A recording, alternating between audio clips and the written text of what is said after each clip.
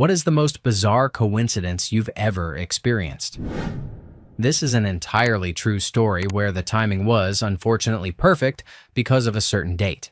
When I was in college, AIM was all the rage, and everyone was always signed on with their buddy lists and away messages. At the time, my friends and I were constantly posting clever and funny away messages, much like the status updates found on Facebook today. So, I remembered a prank a high school teacher had pulled on us a few years earlier. One day, he entered the classroom at the beginning of the period, walked to the board without saying a word, looked ominously at us, and wrote, "The world will end in 2 days." He then proceeded to teach, refusing to answer any questions about the cryptic message. The next day he came in silently, went to the board, and wrote, "The world will end tomorrow." Still no explanation. The following day he wrote, "The world will end today." By then we were slightly unnerved, wondering what he could possibly mean. Yet he continued teaching as if nothing were unusual. Nothing happened, of course. We came into class the next day, fully aware the world was still intact, and assumed our teacher had lost his mind. He walked in, as confident as ever, went straight to the board, and wrote, "The world ended yesterday." We all groaned, and he finally explained that it was just a humorous way to get our attention. And it worked. Fast forward a few years to me sitting at my computer, thinking this would make a terrific joke for my away message. So I posted, "The world will end in a week." Friends messaged me, concerned, and I assured them everything was fine and that all would be revealed in due time. I continued the ritual for a week, building anticipation among my closer friends and likely annoying the other 200 people who could see my away message. Then the day came when I woke up, posted, "The world will end today," and left for my morning class. I took my seat in the auditorium just as the professor announced, "Folks, we're going to be canceling classes for the remainder of the day due to the attacks on the Pentagon and the World Trade Center." This was the first I had heard of it, and I had no idea what was happening. The scale of the tragedy had not yet registered with me. I returned home, saw the news, and could not believe what I was seeing. Then I turned to my computer. Nearly 100 messages. Some were shocked but amused, while others were downright threatening. There were plenty of "dude, what the hell" reactions mixed in. A few people even asked if I knew something or knew the attackers. All in all, it was a bad day, and I had a lot of explaining to do. Story 2.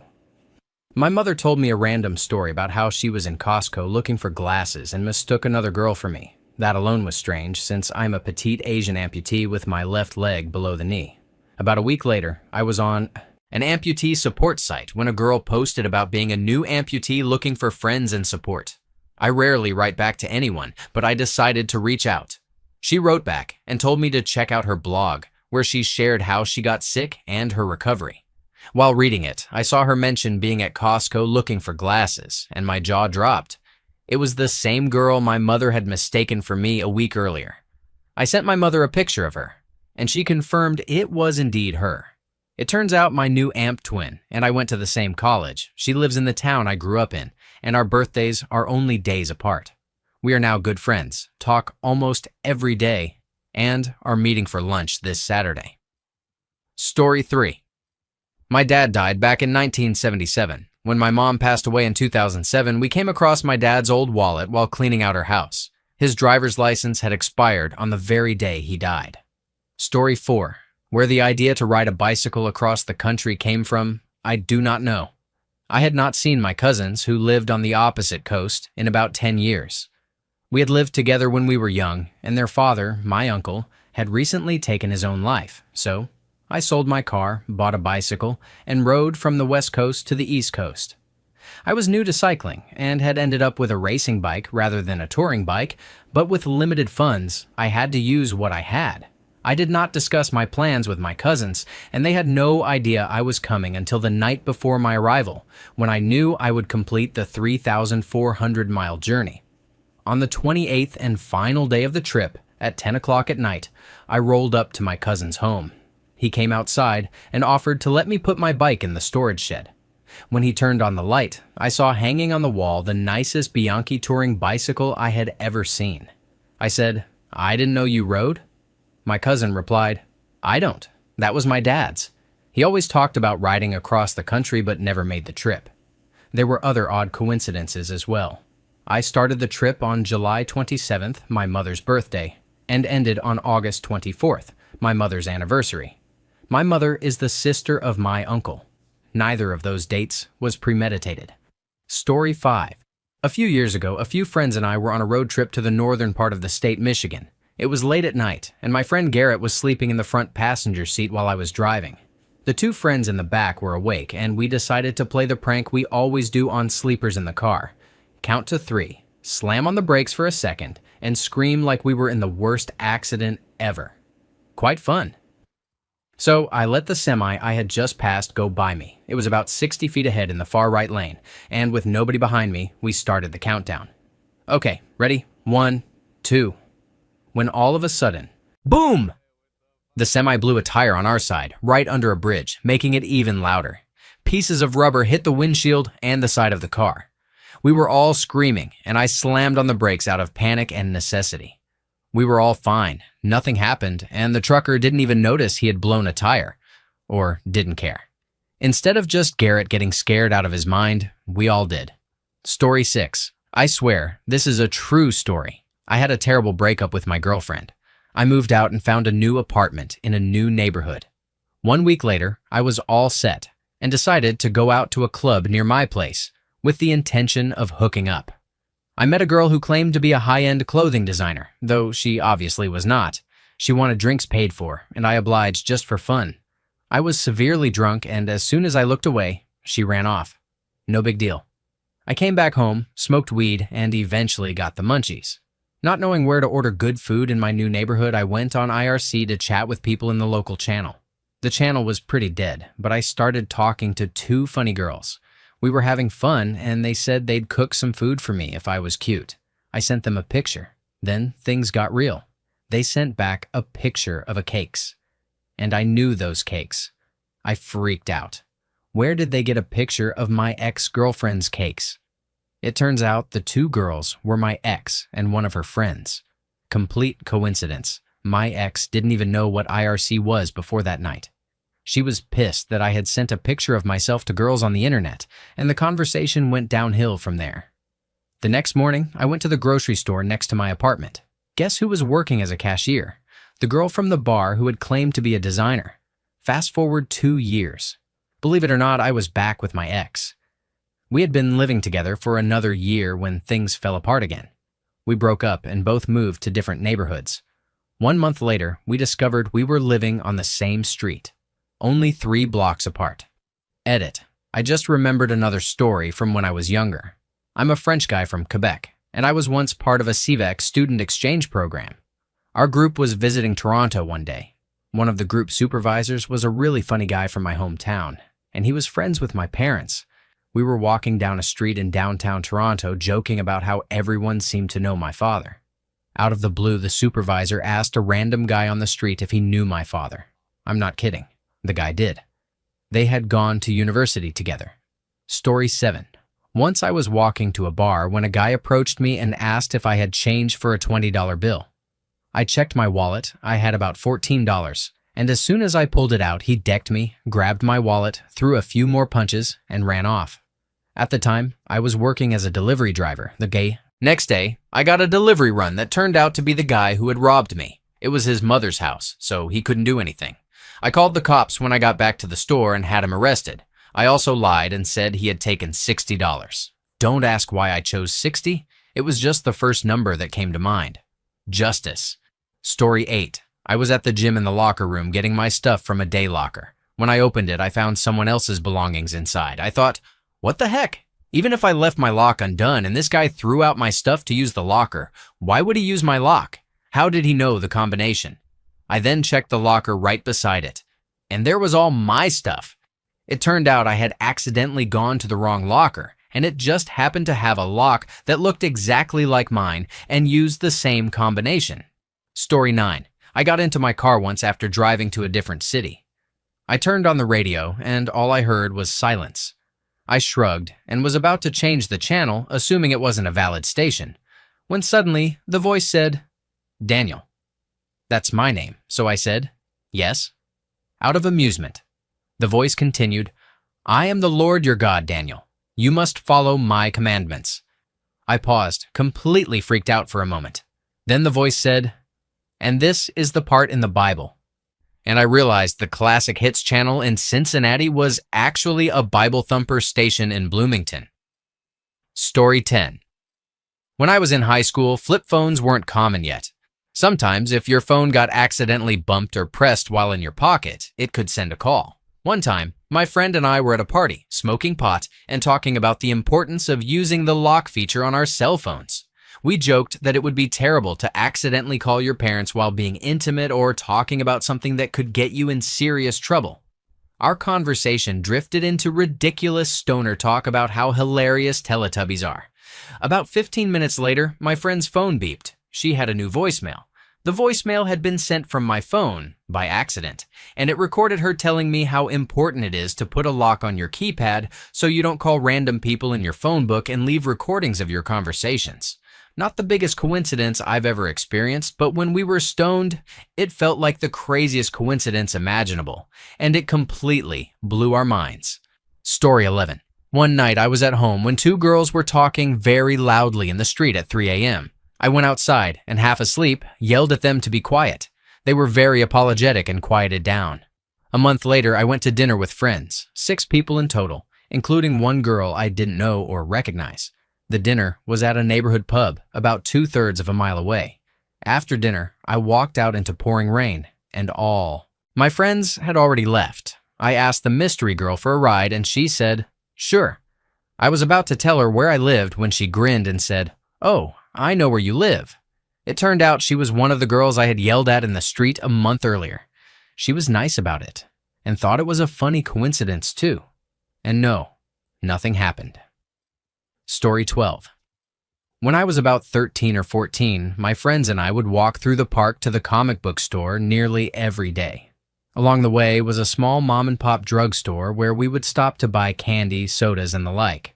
The store was going out of business and had a bin of random crutches for sale for $0.25. My friend, just for fun, decided to buy one. As we walked back through the park, we ran down a big hill and he wiped out, injuring his knee badly enough that he actually needed the crutch to walk. The truly bizarre part was that the same fall that hurt his knee also broke the crutch, rendering it useless. Story 13. One night I was drinking with friends while stationed in Germany. One of those Time Life Best of compilation CDs started scrolling across the TV screen. Me, then a 19-year-old GI in a foreign country full of tequila and bravado, I muttered something like, "John Denver, isn't that guy dead?" My 30-something friend Matt burst out laughing, joined by everyone else. He told me John Denver was very much alive. Not wanting to lose the spotlight, I said, "What? Really? That guy needs to now." Or something equally stupid. Shocked laughter. Fade to black. The next day, I was awakened by pounding on my barracks door.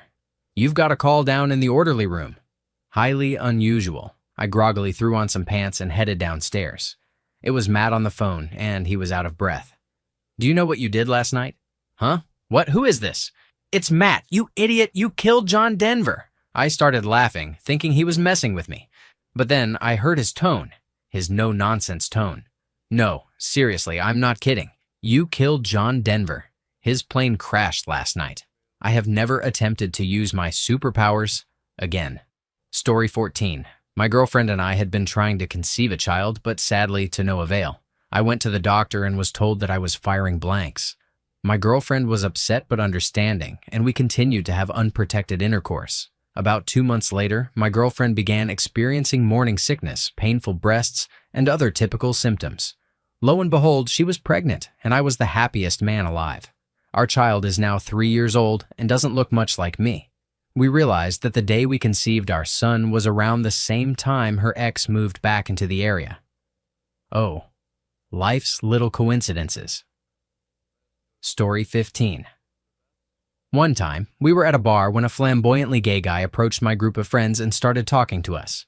At first, we didn't think much of it and chatted for a minute, but he began crossing boundaries and hitting on every guy in our group.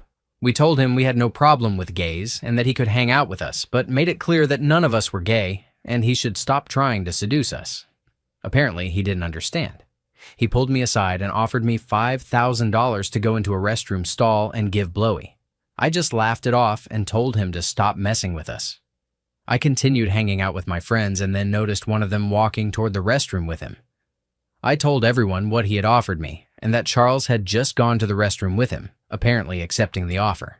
We all kept our eyes on the restroom door, and about 2 minutes later, the guy burst out and took off running.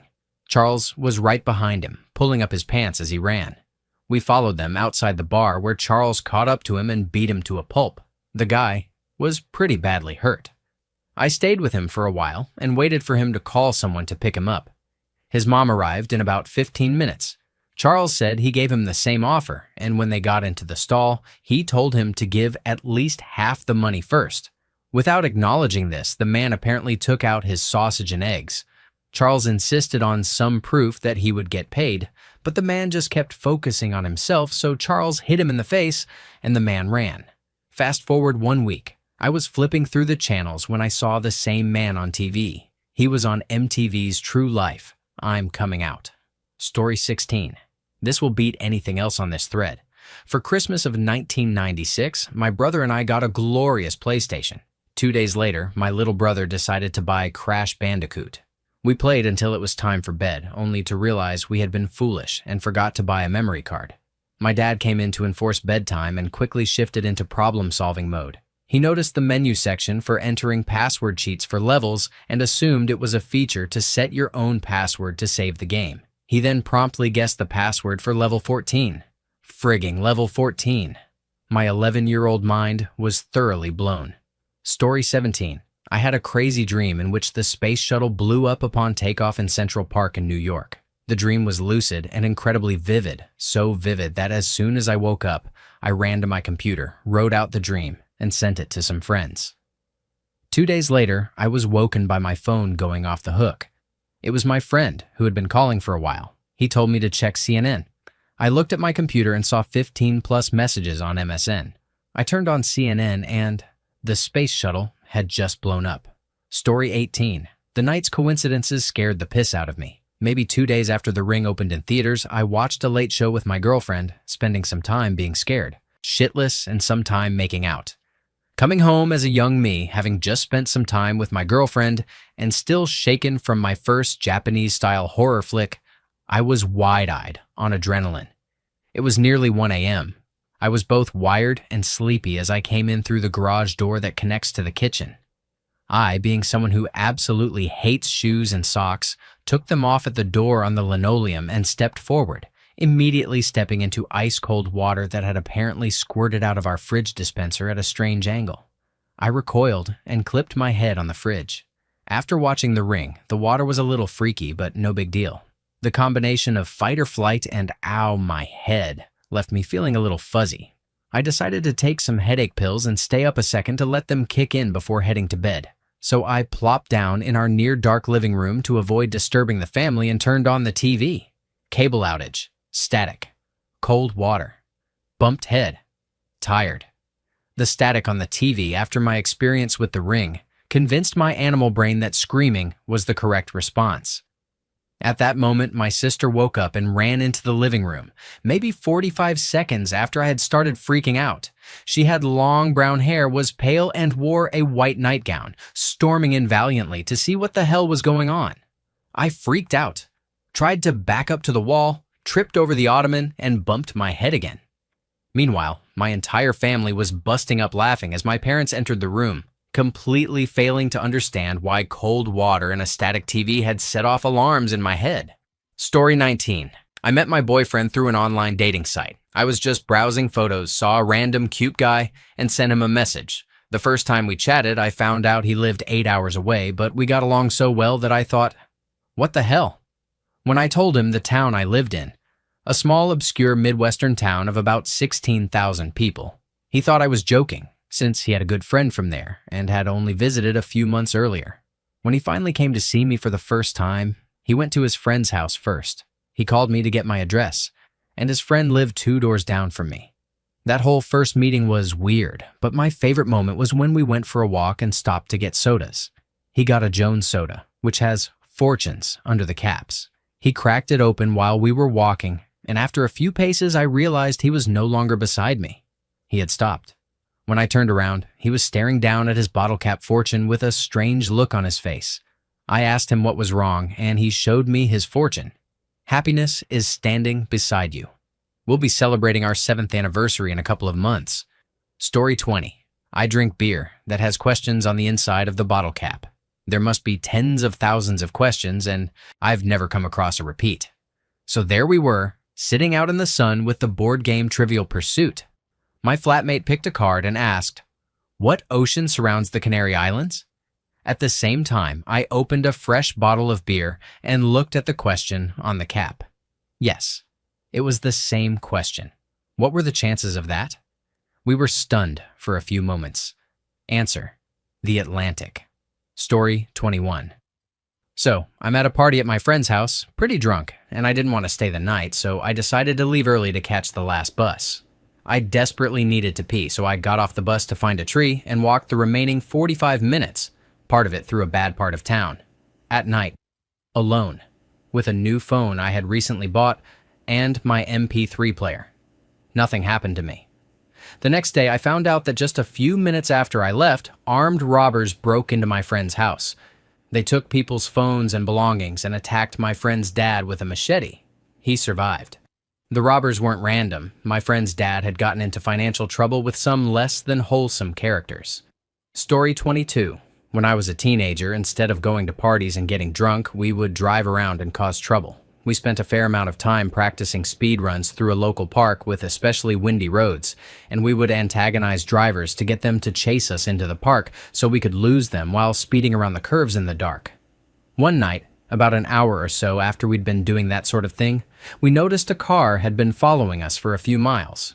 We darted through a residential neighborhood and seemed to have lost him, but as soon as we slowed down, he appeared from around the corner, and the chase started again. We drove out into the country, only a mile outside town since it was Kansas, and into a subdivision that was still under construction, hoping he would lose interest. But sure enough, he stayed behind us the whole way. By that time, the chase had been going on for a good 10 minutes, which felt like quite a while for that sort of situation.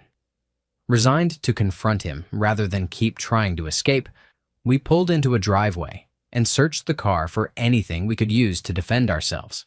We sat in the driveway with a crowbar, a tire iron, and an aluminum baseball bat in our hands while nothing happened. It was just one guy, and he simply sat there and watched us. A few minutes that felt like hours passed, and we decided that if he wasn't going to approach us, we were just going to leave like we had intended from the start. So, we pulled out of the driveway, slowly drove around him on the fairly narrow street, and watched to see if he would resume the pursuit. He pulled into the driveway, hit the brakes, and when his reverse lights came on for just an instant, we thought he was getting ready to make a Y-turn and continue the chase. Instead, he put the car in park, turned it off, rushed up to the house, quickly unlocked the door, and went inside. The house was one of the only finished homes in the new subdivision, and he lived there. Story 23. My brother and I were on our way to school, and the roads were extremely icy. As we started going uphill on a curve, our expedition spun out of control and crossed into the oncoming traffic lane, missing other cars by just a couple of inches. We also barely avoided smashing into the guardrail and falling off the road. My brother and I sat in the car, completely amazed that we were still alive. About 7 seconds later, my mom called me and reminded me to drive safely. She said she had just gotten a terrible feeling in her gut about us driving in those conditions. Story 24. About 10 years ago, I went on a first date with someone I met online through Match.com. I live in the Philadelphia suburbs, and she lives in the city. I drove into the city for a typical dinner and movie outing, or in this case, a movie, Memento first, then dinner. We enjoyed the movie, and while we were talking and walking to dinner afterward, I told her what I did for a living. I wrote image processing software at a small company she had likely never heard of. She paused and asked, "You don't by any chance know, name of coworker friend I've known for many years, do you?" Yes, I do," I said. It turned out she knew him through some online forum about singing, and they had actually met at an event before. We reflected on how unlikely that was, but that's not the coincidence I'm writing about. We continued to the restaurant, having a great conversation and really hitting it off. About halfway through dinner, I felt comfortable enough to tell her that I had gone through colon cancer the year before and had a long recovery after having my colon removed. Not your typical first date conversation, perhaps, but she was genuinely interested. After I mentioned the surgery, she asked where I had it done. Penn, I said. She paused. Who was your oncologist? She asked. Okay. Not the question I was expecting, but I told her. She paused even longer, then said, in fact, demanded, who was your oncology nurse? I told her. At this point, she had the most amazed expression I had ever seen and said, You're that Jerry, and started laughing uncontrollably. I was thinking, what? Every time her laughter started to die down, she'd say, you're that Jerry, again, which would set off another fit of laughter. She literally couldn't get out anything coherent for at least 5 minutes. She was laughing too hard. The suspense was killing me. Maybe 10 minutes and a dozen that Jerry's later, I finally pieced together the story. About a year before, she had been sharing an office at Penn with my oncology nurse. She's not in medicine herself. It was just a space issue, I think. The nurse used to say, I have this one patient who would be perfect for you, if only he weren't recovering from surgery and going through chemo. She even told her the patient's name. Of course, it was me. She and I ended up dating for about a year, and we're still good friends to this day. Story 25. I didn't personally experience this, but it directly involves me. My current girlfriend ran into my ex-girlfriend at a college orientation of about 8,000 people. They didn't know each other at all. They were from towns 20 miles apart, but they ended up sitting next to each other, really hit it off, and even exchanged phone numbers.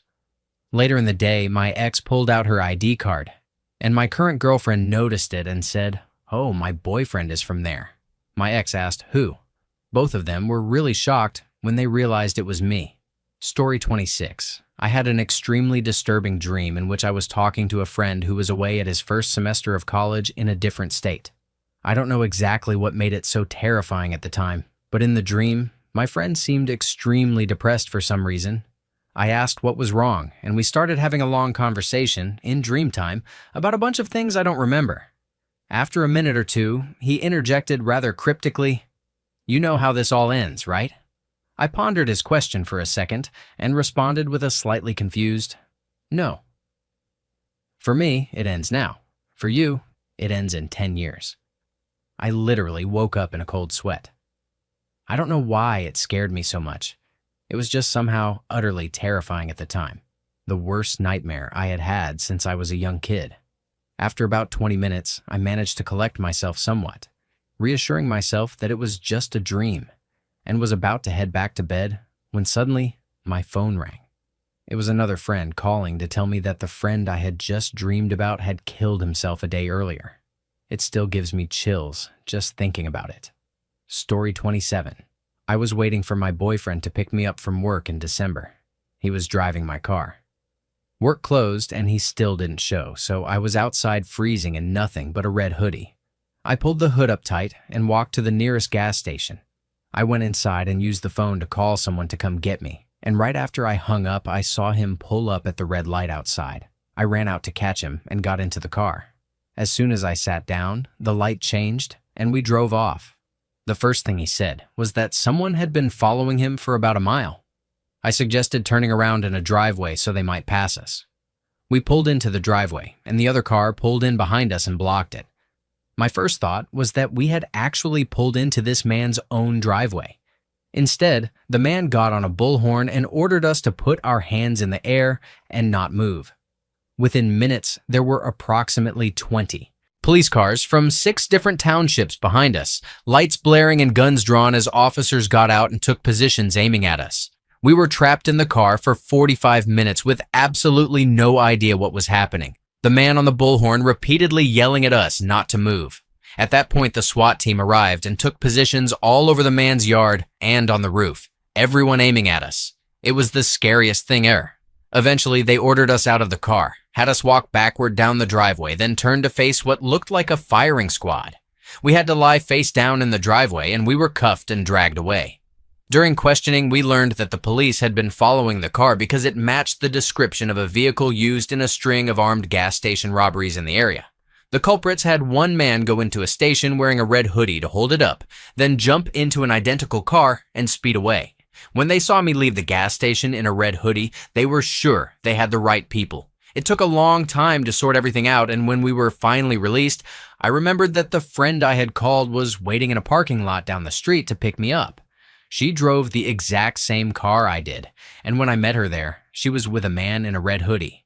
The same undercover officer who had followed us pulled up to investigate, realized he had just arrested us, and joked that our friends matched the description better than we did. 2 weeks later, they actually caught the real culprits. And it turned out, my friend and I knew them. Story 28. I was with a friend at a bar for most of the night. We decided to make the 30-minute walk to my girlfriend's at the time to see if she wanted to come out for a smoke. I started throwing things at her window, but she didn't wake up, so drunkenly I climbed onto her roof, which I had never done before, and went to her window. I knocked, she opened it, and came out for a smoke. That night, she broke up with me, saying she just wanted to be friends, but told our mutual friend something else. When we were walking away and she was finally inside, he told me that she and her ex had been in bed together.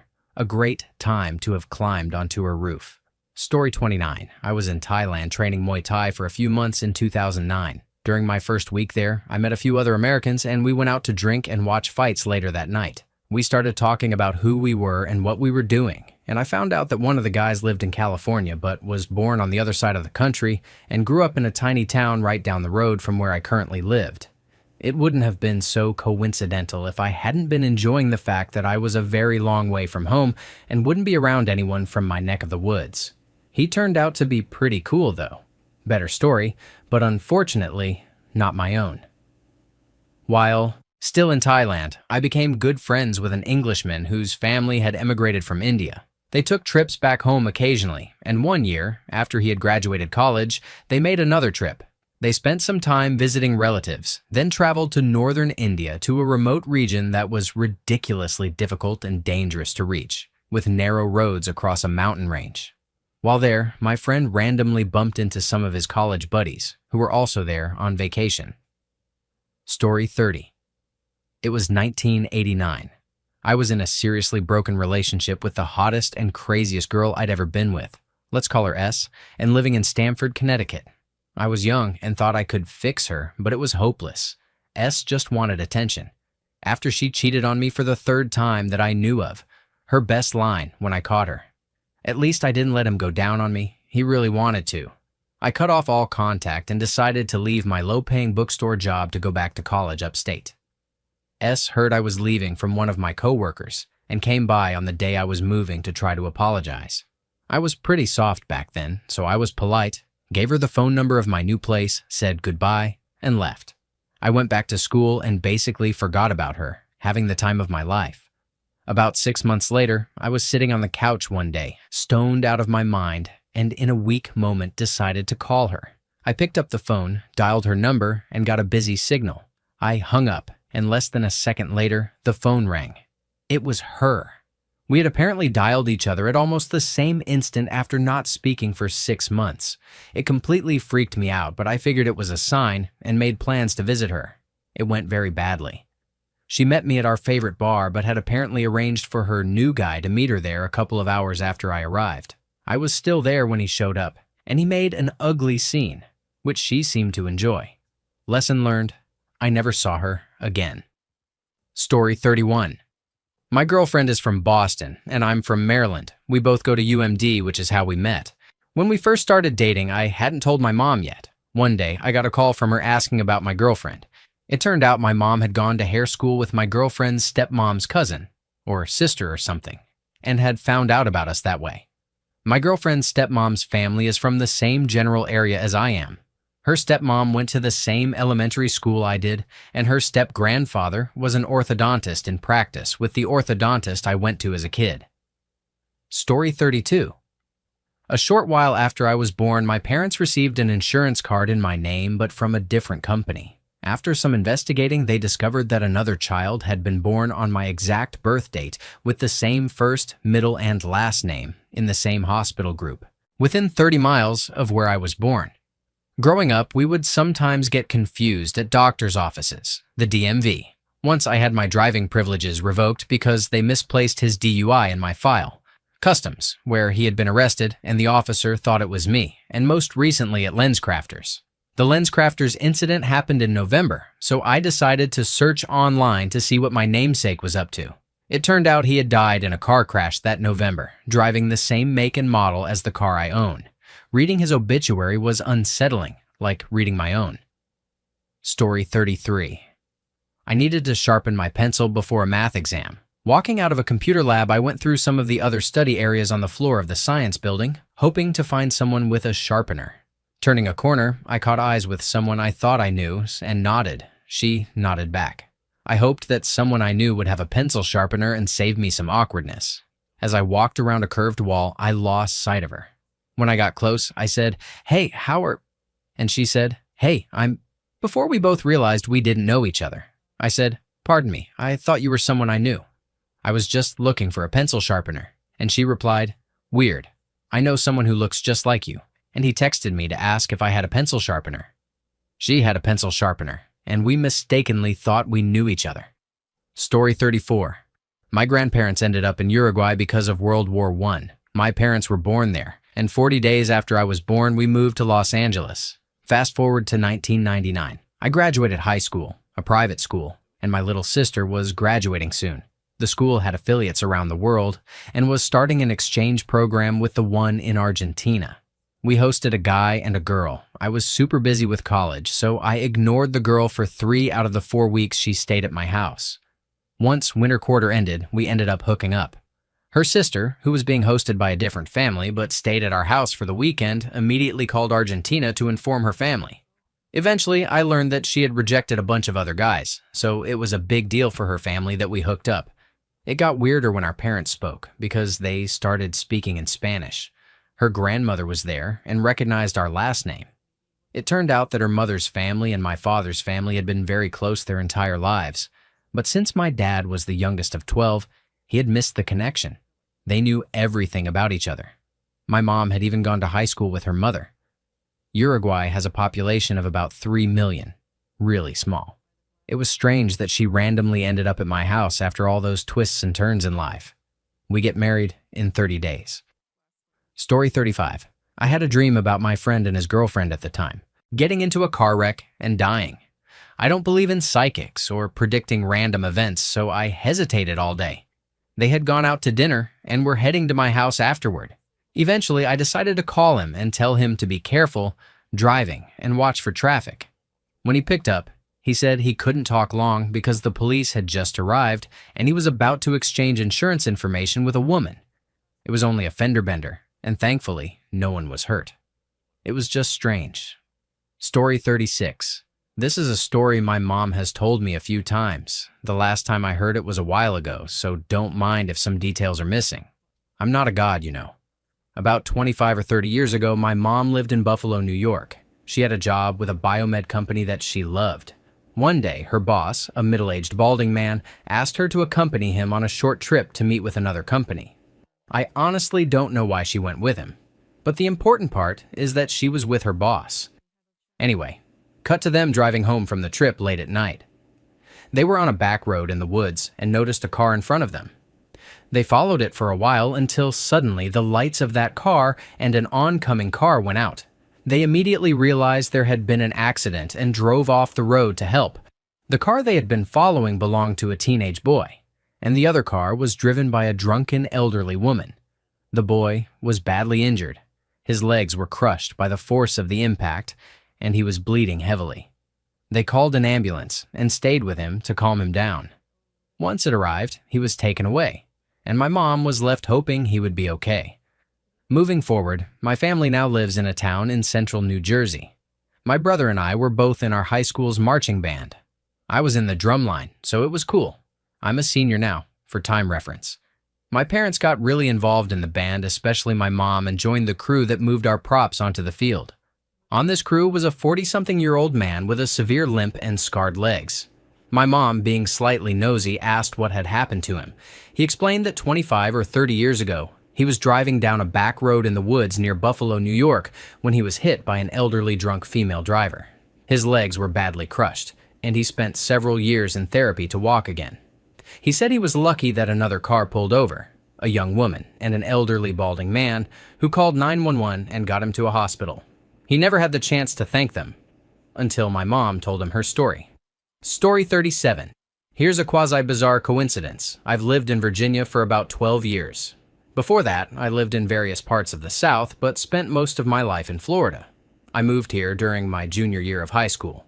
One of the guys I met at school, who would become one of my roommates and then my best friend, for many years, has lived in Virginia his entire life. Our last names are completely different. We went camping with his father, and somehow the subject of my family tree came up. My family has lived in a very rural, sparsely populated part of Mississippi for about 150 years. His dad said, "That's funny. My mother's maiden name was the same as yours, and she was from that exact same county." I followed it up, and it turns out we are not cousins. However, we were the only two families in that county with those names, and our great-grandfathers apparently knew one another. Story 38. I live in the United States. When I was 19, I was walking down the street when I suddenly stopped in my tracks because a thought entered my mind differently than any thought ever had before, or ever has since. It felt like it just attacked me, for lack of a better word. The thought was simply a name, Mao Zedong. I literally got the willies, shrugged it off, and kept walking. The next day, I saw a newspaper on display with a huge headline, "Mao dies," and a subheadline saying the news had taken 24 hours to reach the United States. I grabbed the paper and read that his time of death was 1 hour before the moment I'd had that strange experience the day before. He hadn't been ill, hadn't been in the news, and he wasn't someone I knew much about. It was just bizarre. Story 39. This happened to me about 12 years ago. One drizzly afternoon before leaving work, I ordered a pizza to be delivered to my apartment. I only lived 15 minutes away, so this gave me enough time to get home before it arrived, even if I had to drive a bit slower. I had done this before, and the timing usually worked out perfectly. I'd get home, and shortly after, hot pizza would be on my doorstep. On my way home, I was driving down a 2-lane road and noticed a blue truck in the opposite lane with its turn signal on. At first, the driver sat patiently, as he should, since I had the right of way.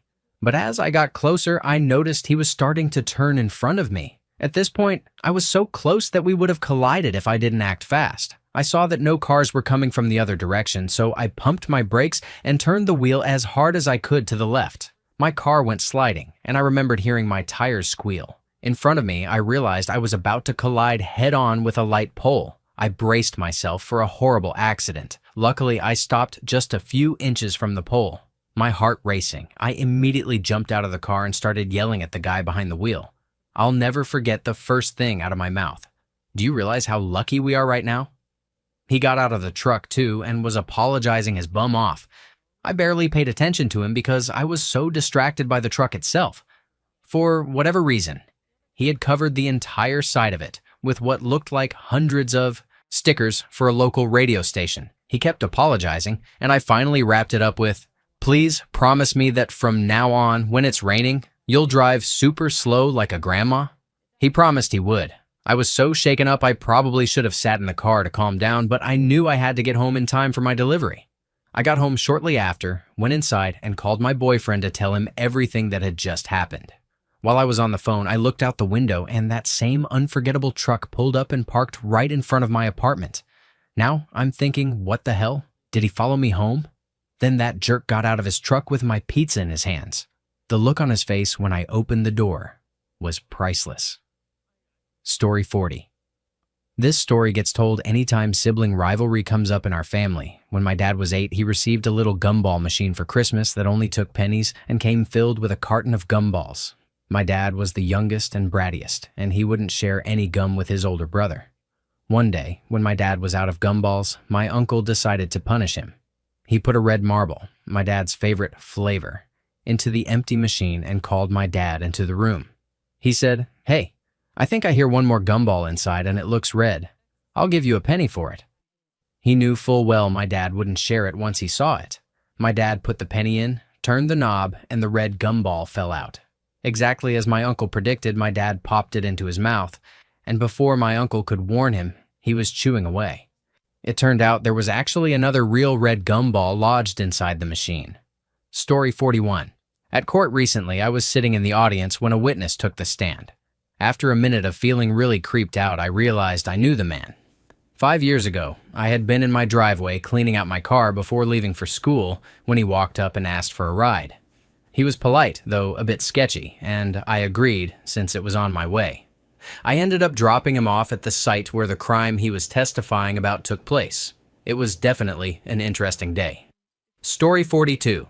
It was in 1980, and I was 15 and a huge Beatles fan. A friend of mine had come over to my house, and we had been hanging out in my bedroom for hours just talking. At one point, he said, "You know, I know how to hypnotize people." So I told him, "Okay, hypnotize me." He tried, and when he thought he had put me under, he told me to react as if I had just heard that John Lennon had died. I laughed and told him it hadn't worked. A few hours later, my best friend called. As soon as she heard my voice, she said, "I can tell by your voice you haven't heard, have you?" I asked, "Heard what?" She said, "Someone has just killed John Lennon." To this day, I sometimes wonder whether John Lennon is truly gone, or if I was, somehow hypnotized into believing it. Story 43. My girlfriend and I had been dating for about 2.5 years, mostly long distance. That night turned out to be the end of it. She had planned to visit the previous weekend but couldn't because a huge snowstorm hit her town. We were on the phone when I snapped at her for some reason. I don't remember why, but it had been happening more often lately. She mentioned that things were getting really hard, and I agreed. Gradually, the conversation shifted toward the idea of breaking up. She was the one who brought it up, and I agreed. She said she had been thinking about it a lot recently and that the snowstorm keeping her from seeing me felt like a sign from God that we weren't meant to be. I usually put people who see signs from God like that into one category, the crazy bin. Still, that didn't change the fact that breaking up was the right call. We awkwardly said goodbye and hung up. I was officially in the shock phase. Not the kind you feel when someone dies, just the sort where the breakup hasn't fully settled in yet. I told my roommates and tried to take it all in. A little while later, I got invited to a poker game down the hall. It was a $5 buy-in, nothing major, but enough to make me pay attention. I was the second person to deal, and on my first deal, I handed out the cards and then flipped the flop. There it was, in order. J.A.K. all hearts, her initials. Holy crap. Story 44. So, my mate had met this girl online who was planning to come to New Zealand and wanted to make friends before she arrived. They had been texting for a few months and he had told all of us about her. A few months later, our group was hanging out at one of the boys' places and Jeremy was texting in the corner. I asked who he was messaging. "Oh, just that girl I told you about," he said. Nothing unusual there. Then Brett showed up with a girl he had met the night before in town. We all got to know her. She was from the United Kingdom, and everything seemed normal. But I noticed Jeremy still texting, and I also noticed this English girl texting someone almost in perfect sync. I asked Jeremy what the girl's name was. "Kat," he said. I asked the English girl her name. "Kat," she replied. "Who are you texting, Kat?" I asked. "Jeremy," she said. And just like that, in one of the most bizarre coincidences I've ever seen, these two people who had been getting to know each other online for months were suddenly sitting across from each other in the same room on the other side of the world with no idea until I spotted it. Story 45. When I was 16, I was looking for something to drive, hopefully a hearse. I found one for sale for $1,000, but it had been half renovated. The seller had tried to install a back seat, and it was crooked and had no seatbelts. I tried to talk him down, but he wouldn't budge, so we walked away from the deal. Fast forward 4 years. I had moved out of my parents' house and was living in a completely different part of town. My boyfriend and I went to visit our friend's brand new house. In the driveway next door was a hearse. Same license plate, same crooked back seat, same guy, same price. Just this past month, I went out of town to a tiny place in the middle of nowhere, a Dairy Queen and maybe 1,000 people. While stopping for food, I saw that same hearse again. Same price. Same everything. Story 46. While I was in college, my mom and I moved into a condominium. About a year later, during the fall semester, I went home for a random weekend. When I arrived at the building, I was waiting in the lobby for the elevator. When the doors opened, I suddenly saw a guy from my fraternity who had already graduated. He asked if I was there to visit some of the other fraternity guys. Completely caught off guard and exhausted from the drive, I froze for a moment, unable to respond. After a couple of seconds, I finally processed what he'd asked and told him I had no idea what he was talking about. It turned out that he and two other guys from my fraternity had moved into the building at the beginning of the summer, just a few floors away, and all of us had been completely oblivious to it the entire time. Story 47. Many years ago, before mobile phones, my oldest brother was out walking the dog when he passed an old payphone near our street. It suddenly started ringing, so he answered it out of curiosity. To his surprise, it was the voice of one of his best friends. The friend just started talking as if everything were normal, until my brother asked how he knew to call this payphone at that exact moment. That was when he realized the payphone's number was almost identical to our home number. Just one digit was different, and his friend had clearly misdialed. My brother tried to explain, but his friend refused to believe him when he insisted he was standing at a payphone while out walking the dog. In the end, he actually had to bring his friend to the payphone to show him the number, and even then, his friend still struggled to believe it. Story 48. When I was 17 or so, my family was in the car driving to my grandmother's house for Thanksgiving dinner. On the highway, there was a sedan in front of us in the lane to our right.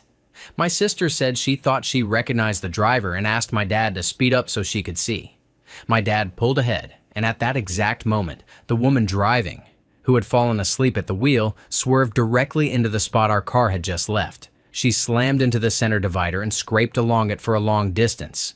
We had been going about 75, which meant she was probably going about 70 when she would have hit us. She missed our back bumper by only 4 or 5 inches. Story 49. I used to work in the wireless industry, doing business sales for a company I hated. I accepted a job offer from a competitor, but since I was in business sales and my manager lived on the other side of the state, I waited about a week before turning in my notice. I sent it to him by email while on my way to a meeting with my new manager in a city 100 miles away. I didn't think much about it, and I didn't even get a phone call from my old manager. During lunch with my new coworkers at a small Mexican restaurant, I came out of the back room and saw my old boss, his boss, and most of the corporate executives eating there. This city was also 100 miles from where he lived, in the opposite direction. I quickly pulled off my new employee name badge and shoved it in my pocket. When he saw me, he dove under the table. I guess he thought I was about to go postal or something. He stuttered something about having received my notice, saying I didn't need to come there to meet him and that he would be glad to pay me to work out my notice and stay as long as I wanted. He was genuinely freaked out. It wasn't until my new coworker walked up with his corporate ID that he realized what was happening. I later heard that the rest of the corporate team razzed him about his table dive for months. Story 50. Today, I stayed after school with a friend for a club, and we hung out afterward while waiting for the bus. She mentioned that she was trying to come up with a good idea for an essay that had to be about public spaces. She was thinking about private property versus public property, and how public property can become private and vice versa. Later, I walked her to her locker, and she started talking about the essay again. Just as she used the phrase public space, a teacher walking down the same hallway, talking to a custodian, began describing how his car had been vandalized in the parking lot because it was in a spot in front of the video camera. It didn't really make sense, but it was interesting. Story 51. When I started college, I joined a summer program so that by the first semester, I already had friends and knew my way around campus a bit. A bunch of friends and I went to registration, and I noticed a girl following us. I said hi, and we all introduced ourselves. It turned out we lived near each other, and over the next 4 years, we became good friends. In fact, we both got jobs at the same company and agreed to live together after graduation. During our last week on campus, a mutual friend organized a barbecue for our group of friends and their families. At the barbecue, our fathers met each other, and it turned out they had known each other when they went to college, the same college we were graduating from. In fact, they had been roommates their sophomore year. Story 52. A new tech school was built in my county in time for my junior year of high school. After much debate, I decided to leave IB and enroll in this school, where all students with a capacity of 200 would receive laptops and could take college classes that counted toward high school credits, allowing them to graduate with a 2-year degree. There was a girl who moved 400 miles to live with her aunt and attend the school, We met in class, started dating, and eventually discovered that both of our fathers had held nearly identical positions at different power plants and had occasionally worked and hung out together 15 years earlier. It still gives me chills to think about that incredible coincidence. Story 53. For the purpose of my story, you need to know there's an inside joke among my friends that I am Jesus Christ himself. One time at a party, two girls told all of us that if someone rolled a pair with the dice, they would make out. I wasn't interested in watching, so I kept to myself, smoking and minding my business. After about 5 minutes, these drunk guys still couldn't roll a pair. I walked over and told my friend, "Give me the dice. I will roll you a pair. In fact, I will roll snake eyes." This is happening in front of roughly 12 people. I took the dice and threw the first one. It landed on a 1. I threw the second, and it started spinning like something out of Inception, looking like it would land on anything else. Then, at the last second, it settled on a 1. Everyone in the room just stared in awe. Story 54. While on a flight from California to Peru, I got into a conversation with the guy sitting next to me. He was going to Peru for a few days and planned to stay in hostels. A few days later, a random taxi driver left a note saying that someone at my hotel had lost a passport in his cab. I contacted the driver the next day and confirmed that the passport didn't belong to anyone in my group, but it did belong to the guy I had sat next to on the plane. Unfortunately, I had no idea where he was staying, so I let it go. A few months later, I was talking to my niece, who lives on the opposite side of the country. She mentioned that a friend of hers had gone to Peru at the same time I did, and it turned out to be the same guy who had sat next to me and lost his passport. Not a crazy coincidence, but definitely a strange one. Thank you for watching. If you enjoyed this video, be sure to give it a thumbs up, subscribe, and hit the bell icon so you never miss an update.